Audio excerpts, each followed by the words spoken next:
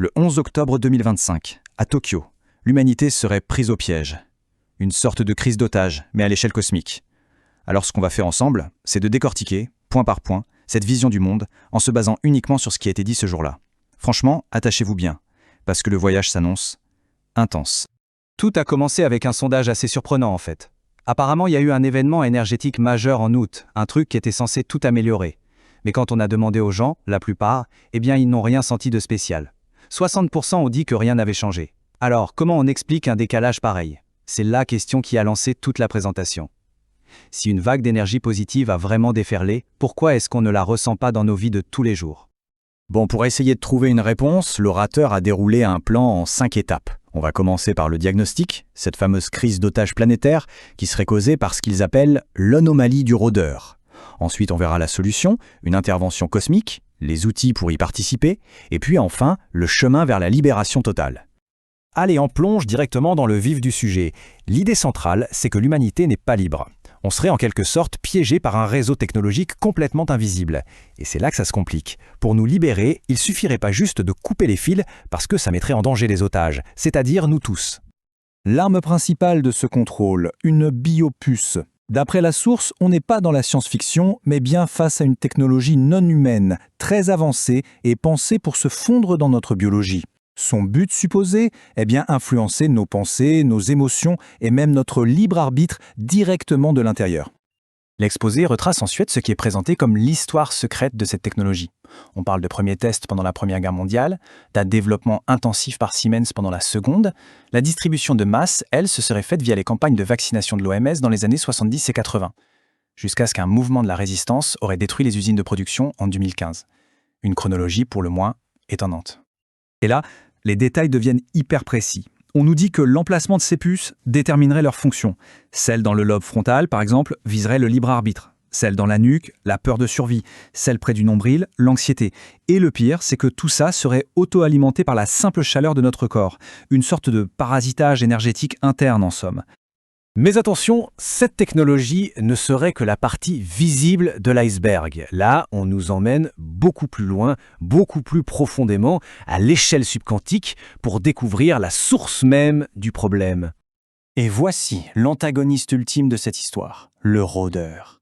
Il n'est pas décrit comme une entité ou un groupe, mais plutôt comme un parasite cosmique, l'origine même de la négativité dans tout l'univers. Et même si ce mal a été quasiment éradiqué à l'échelle cosmique, il en resterait un tout dernier bastion. Figurez-vous qu'il ne resterait que 0,1% de cette anomalie dans tout l'univers. On pourrait se dire que c'est une super nouvelle, que le problème est presque résolu. Mais en fait, tout dépend de l'endroit où se cache ce fameux 0,1%.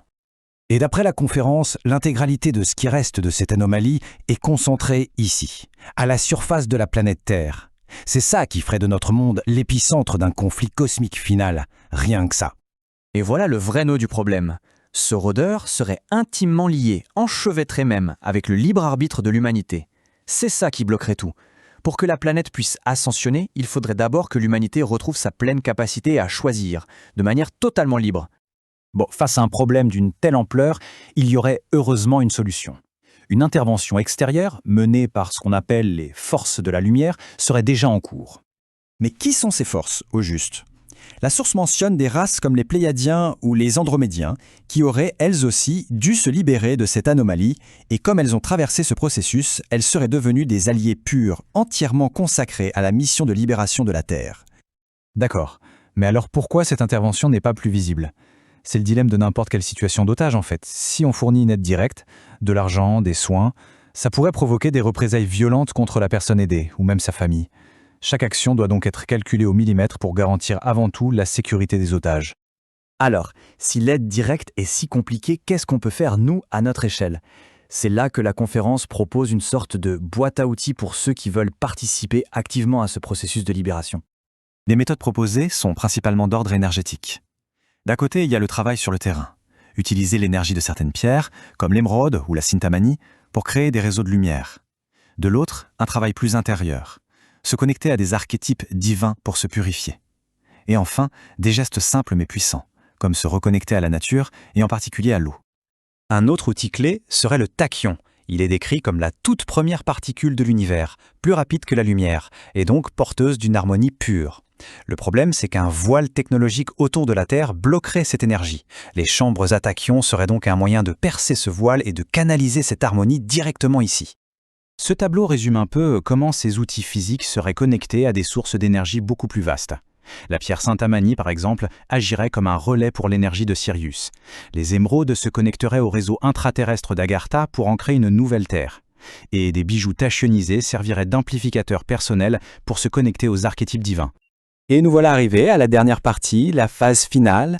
Maintenant qu'on a vu le problème et les outils, concrètement, comment est-ce que tout ça se termine ? Le processus final est décrit en 4 étapes clés. D'abord, il faudrait couper le lien subquantique entre le rôdeur et les biopuces. Ensuite, neutraliser les armes qui pourraient les réactiver. Après un certain événement déclencheur, il serait possible de retirer physiquement les puces. Et pour finir, le grand final, un flash solaire qui viendrait purifier toute l'anomalie restante. Pour ce retrait physique, on nous parle d'une future technologie appelée les lits médicaux. L'idée, ce serait une procédure super rapide, 10 à 15 minutes, non invasive et disponible pour tout le monde, afin de régler le problème matériel une bonne fois pour toutes et en toute sécurité. Le message final de la conférence, c'est celui d'une victoire inévitable. Le processus serait irréversible. Le flux d'énergie purificatrice qui se déverse sur la planète ne ferait que s'intensifier, ce qui rendrait l'issue de cette opération, selon l'orateur, absolument certaine. Ce qui nous laisse avec une question assez vertigineuse. Si on accepte ne serait-ce qu'un instant cette vision d'un univers où la Terre est l'enjeu d'une bataille cosmique finale, qu'est-ce que ça implique pour notre avenir ? Une fois libéré, quel pourrait être le véritable rôle de l'humanité à l'échelle de la galaxie ? La question, bien sûr, reste grande ouverte.